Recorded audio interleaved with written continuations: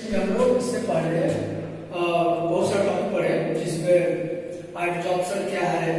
अगर हम पहले का बात करें तो एडजॉर्प्शन क्या था, एब्जॉर्प्शन क्या था, डिफरेंस क्या थे, फिर फिजिकल एडजॉर्प्शन, केमिकल एडजॉर्प्शन क्या है। और अभी लेक्चर 3 में हम लोग पढ़े कि उसमें फिजिकल और केमिकल एडजॉर्प्शन या एडजॉर्प्शन जो भी है उस पर अलग अलग फैक्टर्स का क्या प्रभाव पड़ता है। तो हमने इससे पहले पढ़ा नेचर ऑफ एडजॉर्बेंट, क्योंकि ये पढ़ाई जो है गैस का एडजॉर्प्शन किसी सॉलिड पर होता है उसके लिए है। उसमें हम लोग कल पढ़े थे इफेक्ट ऑफ टेम्परेचर का लास्ट, जिसमें कहा गया कि इफेक्ट ऑफ टेम्परेचर जो है लेयर इस पर आधारित है, जिसमें फिजिकल एडजॉर्प्शन रिवर्सिबल प्रोसेस है और इसलिए और एक्सोथर्मिक भी है, इसलिए टेम्परेचर बढ़ाने से फिजिकल एडजॉर्प्शन या एडजॉर्प्शन जनरली डिक्रीज होता है विद इंक्रीज इन टेम्परेचर। अब आज का क्लास में हम लोग पढ़ेंगे effect of pressure. Effect of pressure, तो इफेक्ट ऑफ प्रेशर पढ़ेंगे। इफेक्ट ऑफ प्रेशर के अंदर में कुछ आइसोथर्म भी पढ़ेंगे अलग अलग प्रकार का।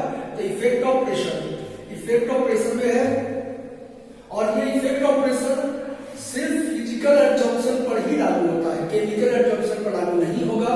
ये पहले भी बताया हुआ है डिफरेंस में। तो effect of pressure, the rate of adsorption,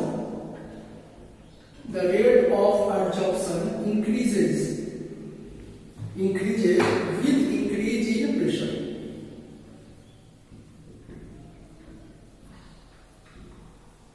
तो इसमें कहा जाता है कि रेट जो होता है एडजॉर्प्शन का वह इंक्रीज किया जाता है, इंक्रीज हो जाता है जब भी हम प्रेशर को बढ़ाते हैं।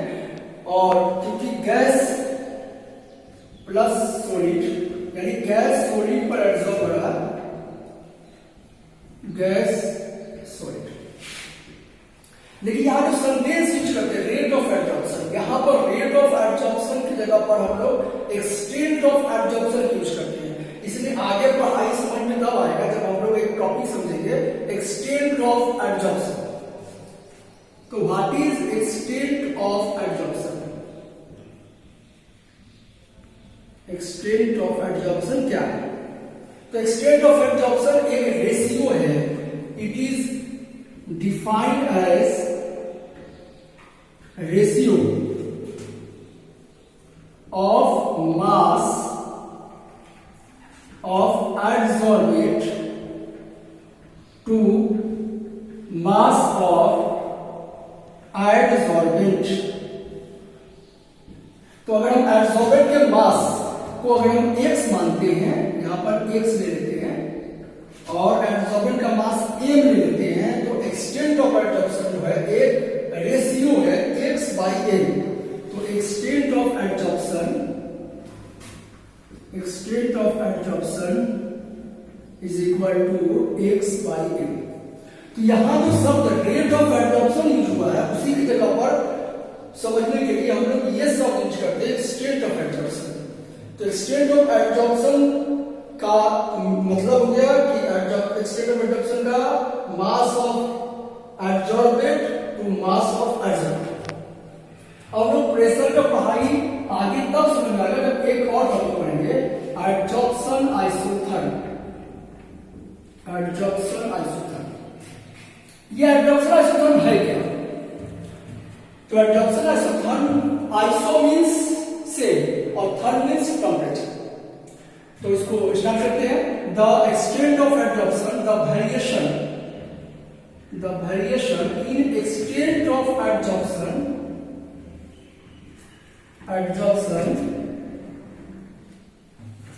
of gases on solid surface with change in pressure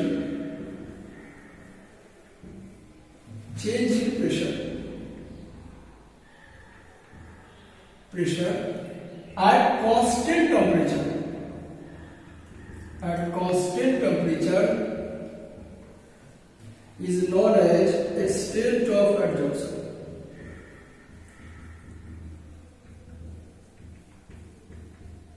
is known as adsorption isotherm, is known as adsorption isotherm। यानी कहने का मतलब है कि एक वेरिएशन शो करता है, या हम लिख सकते हैं एब्जॉर्प्शन आइसोथर्म का मतलब ये भी लिख सकते हैं एक कर्व, ऐसे लिख सकते हैं एक कर्व शोइंग, एक कर्व शोइंग वेरिएशन, यानी एक्सटेंट ऑफ एब्जॉर्प्शन में क्या बदलाव आएगा जब हम प्रेशर का प्रभाव उस पर डालेंगे, और यहाँ पर एक स्थिति रहेगा एट कांस्टेंट टेम्परेचर। तो इस कर्व को हम एब्जॉर्प्शन आइसोथर्म, अब एब्जॉर्प्शन आइसोथर्म दो है, एक है फ्रेंडली एब्जॉर्प्शन आइसोथर्म और एक है लैग्मियर एब्जॉर्प्शन आइसोथर्म। अब यहाँ पे लैग्मियर नहीं पढ़ेंगे, हम लोग पढ़ेंगे फ्रेंडली एब्जॉर्प्शन आइसोथर्म।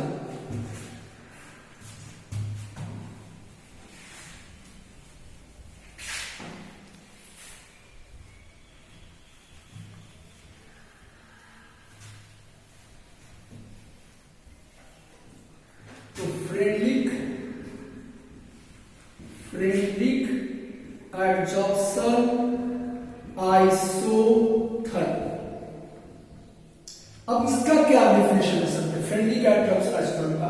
ये एब्जॉर्प्शन आइसोथर्म का ही टाइप्स है friendly absorption isotherm.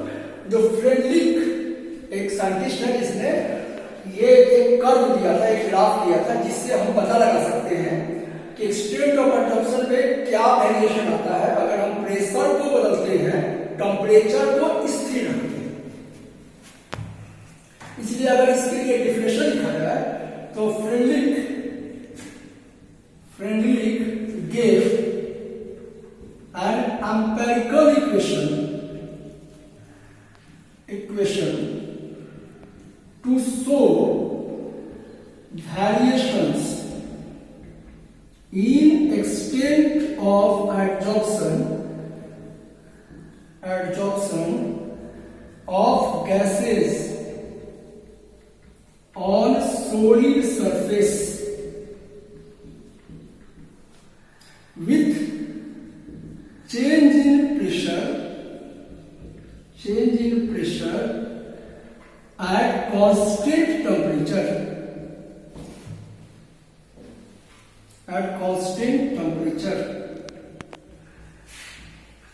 Is termed as friendly adsorption isotherm.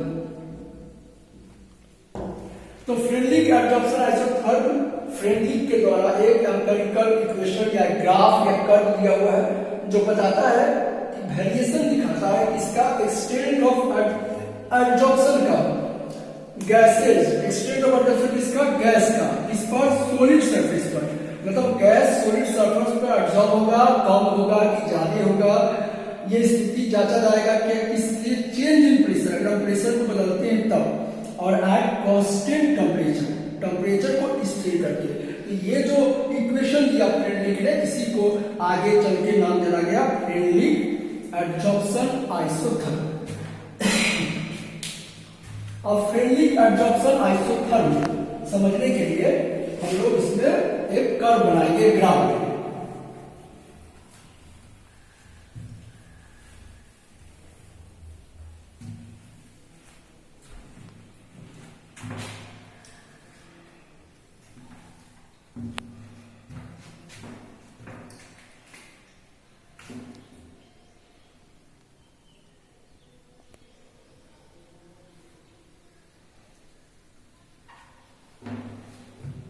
तो इस तरह का कर्व बनता है फ्रेंडली एब्जॉर्प्शन आइसोथर्म में। यहां पर x by m यानी एक्सटेंट ऑफ एब्जॉर्प्शन वैरी करता है इस एक्सिस पर, और यहां पर प्रेशर वैरी करता है।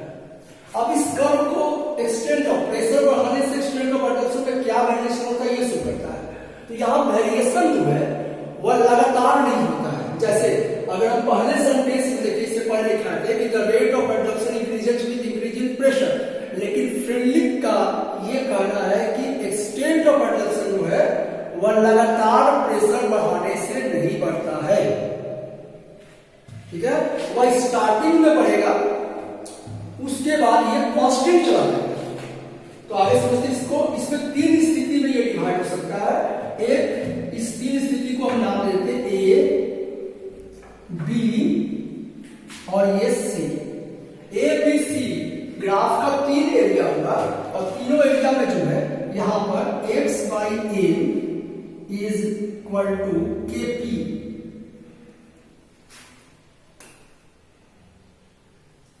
यहां पर x by M is equal to के पी 1 बाई एम और यहां पर x by M is equal to के पी 0 मीन्स के। ठीक है, अब इस तीनों एरिया को हम यहां पर एक्सप्लेन करेंगे, पहले ए के लिए, उसके बाद बी के लिए और उसके बाद सी के लिए।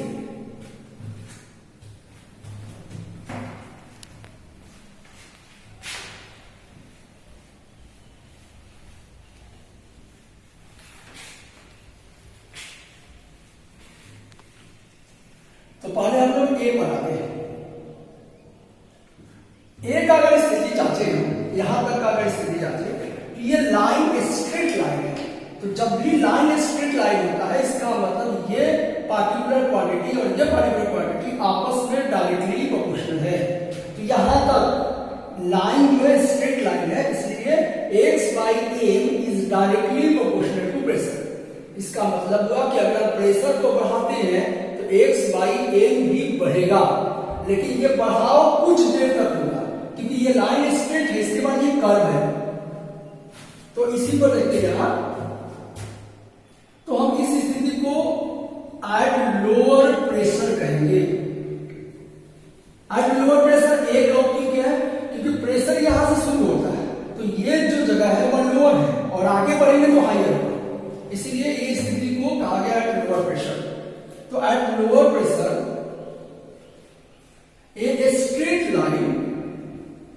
a straight line obtained which show the extent of adsorption is directly proportional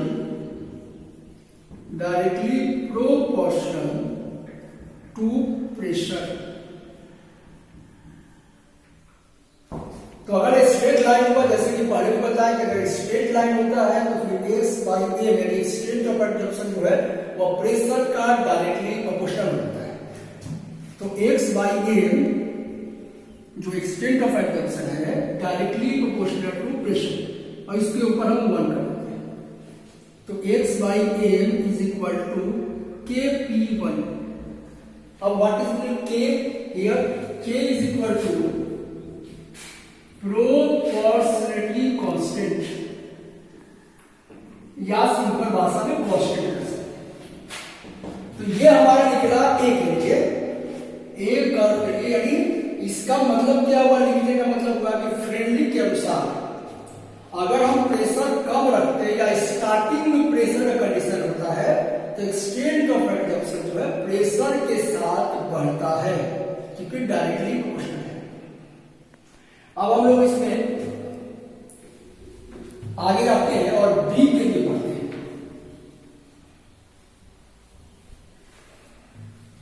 अगर कर्व में देखें तो बी का स्थिति बहुत दूर है, इसलिए eight higher pressure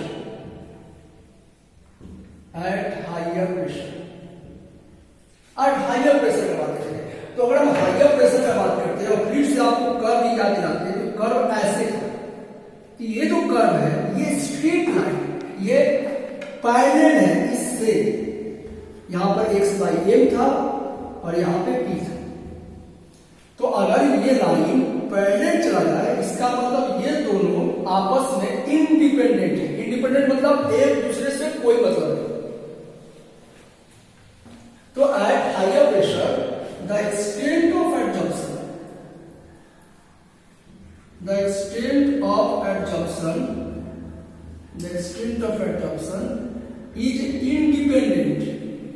independent from pressure।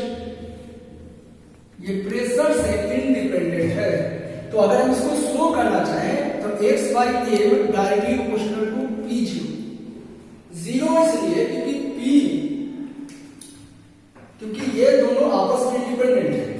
अब x by M is equal to के P 0। K is equal to proportionality constant जो पहले भी बता चुकी है, यहाँ पर K का मतलब प्रोपोर्शनलिटी कांस्टेंट।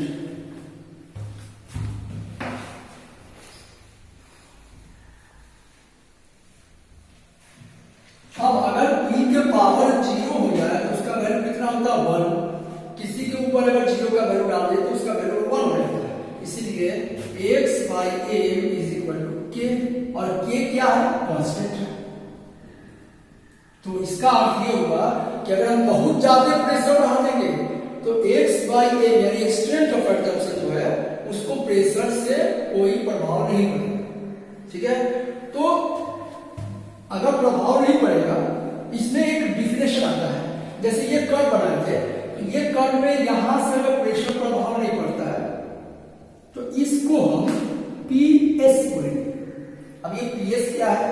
तो जैसे ही हम प्रेशर बढ़ाते रहते हैं, लगातार प्रेशर अगर हम इंक्रीज करते हैं, तो जैसे कि इसमें फ्रेंडली में कहा गया कि एक्सटेंट ऑफ एब्जॉर्प्शन लगातार बढ़ता है, लेकिन जब हम हायर प्रेशर में चले जाते हैं तो एक्सटेंट ऑफ एब्जॉर्प्शन उसके बाद बढ़ता नहीं है। एक्सटेंट ऑफ एब्जॉर्प्शन और प्रेशर आपस में इंडिपेंडेंट हो जाते हैं। तो एक ऐसा प्रेशर जहां पर एक्सटेंट ऑफ एब्जॉर्प्शन और प्रेशर के बीच में कोई रिलेशन नहीं रह जाता है, उस प्रेशर को हम इक्विलिब्रियम प्रेशर या सैचुरेशन प्रेशर कहेंगे। तो यहां पर एक डिफिनेशन आएगा, सैचुरेशन प्रेशर और equilibrium pressure.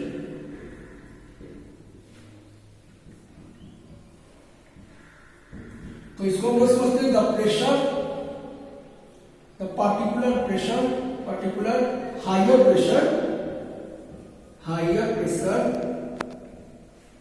at which extent of adsorption is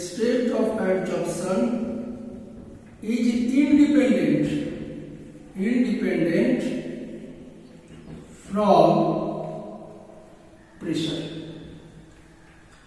is known as saturation pressure। saturation मतलब क्या होता है? स्थिर। saturation pressure और we can say equilibrium pressure, और इसको हम लोग इक्विलिब्रियम प्रेशर भी बोल सकते हैं, जिसको हम लोग PS से डिनोट करते हैं, जो यहाँ PS लिखे हुए हैं। ठीक है, तो ये हायर प्रेशर में एक बार और समझ लेते हैं। हायर प्रेशर में ये जो कर्व बना है, ये पहले भी कर्व बना है, उसी का पार्ट यहाँ पे आपको लिखा हुआ है। जैसे यहाँ A था, यहाँ B था, और अभी हम लोग C को डिफाइन करें। A को कर चुके हैं, A को पहले भी कर चुके हैं। अब हम एट हायर प्रेशर में अगर एक बार इसको फिर से रिवाइज करें तो एट हायर प्रेशर में एक्सटेंट ऑफ एब्जॉर्प्शन, जैसे कि यहाँ दिख रहा है, एक्सटेंट ऑफ एब्जॉर्प्शन इंडिपेंडेंट हो जाता है प्रेशर से, क्योंकि ये लाइन इसके पैरेलल हो गया। जब पैरेलल हो जाए तो ये दोनों एक्सिस आपस में इंडिपेंडेंट हो जाते हैं। तो ये लिखा हुआ है। अब इसके बाद इसमें आते हैं, यहाँ पे P के ऊपर 0 लगा तो 1 आया, इसलिए x by a is equal to k का मतलब है कांस्टेंट। तो ये पूरे पढ़ाई से ये समझ में आया कि अगर हम हायर प्रेशर करते हैं तो एक्सटेंट ऑफ एब्जॉर्प्शन प्रेशर आपस में इंडिपेंडेंट हो जाएगा। तो यहाँ पर एक टर्म आया बड़ा इंपॉर्टेंट, सैचुरेशन प्रेशर और इक्विलिब्रियम प्रेशर। ये किसको बोलते हैं? तो the pressure, the particular pressure, एक ऐसा पार्टिकुलर हायर प्रेशर है जिस पर एक्सटेंट ऑफ एब्जॉर्प्शन और प्रेशर के बीच में कोई भी संबंध नहीं रहेगा, उसी प्रेशर को हम सैचुरेशन प्रेशर या इक्विलिब्रियम प्रेशर कहेंगे। तो हम लोग A B दोनों ग्राफ इसको समझ लिए। अब अगला में आते हैं C पर, B पर आते हैं। तो इसको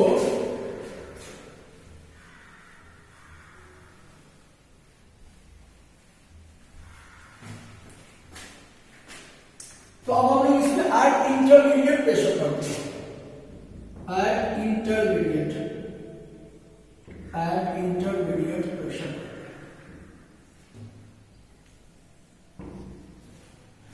एट इंटरमीडिएट प्रेशर अगर पढ़ेंगे तो इसमें एट इंटरमीडिएट प्रेशर पे यानी ना तो प्रेशर हाई है ना तो प्रेशर लो है। इसका जो ग्राफ था हम लोग ऐसे लिखे थे, इसका ग्राफ मतलब ये ना तो पहले, ना तो ये स्ट्रेट लाइन है, ना तो ये लाइन इसके पैरेलल है। तो एक्सटेंट ऑफ एब्जॉर्प्शन में the extent of absorption is directly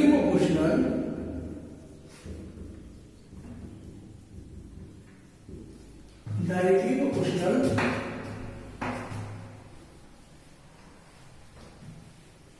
to pressure containing power 1 by n, containing power 1 by n, क्योंकि ये 1 by n जो है 1 by n जो है ये लाइज करता है, बीच में रहता है, लाइज बिटवीन 0 to 1। हम लोग 0 लिए थे हाइयर के लिए और लोअर के लिए 1 लिए थे, इसलिए इंटरमीडिएट में जो भी आएगा वो 0 से लेकर 1 के बीच में है। इसलिए x by m directly proportional to p का पावर 1, और इसको अगर और आगे बढ़ाएंगे तो x by m is equal to k p 1 by n, equation number. तो ये इसका वैल्यू निकलता है। ये जो इक्वेशन निकला इसको हम फ्रेडरिक एडजॉर्प्शन आइसोथर्म, अब ये फ्रेडरिक एडजॉर्प्शन आइसोथर्म में अगर हम इसको taking log on both side, अगर हम दोनों साइड लॉग लेते हैं बोथ साइड, तो log x by m is equal to log k plus 1 by m log p। ये जो इक्वेशन मिला इसको भी हम फ्रेडरिक एडजॉर्प्शन आइसोथर्म करेंगे, दोनों इक्वेशन को।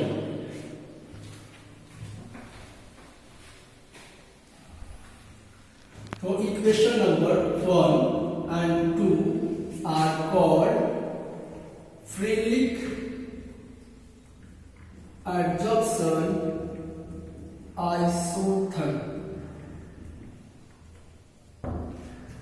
और ये इक्वेशन नंबर 2 के लिए हम लोग ग्राफ बना सकते हैं, ऐसे बना सकते हैं, जिसमें ये log p हो जाएगा, ये log x by m हो जाएगा, ये आपका स्लोप हो गया 1 by n, और ये log k हो गया जिसको हम इंटरसेप्ट बोलेंगे, और ये स्लोप हो गया।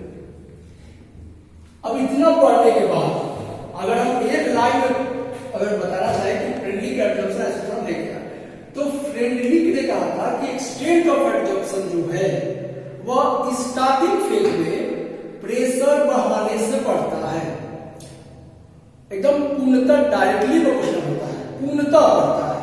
लेकिन कुछ और प्रेशर अगर बढ़ाते हैं तो उसका प्रेशर बढ़ने से वो बढ़ेगा, लेकिन डायरेक्टली नहीं बढ़ेगा।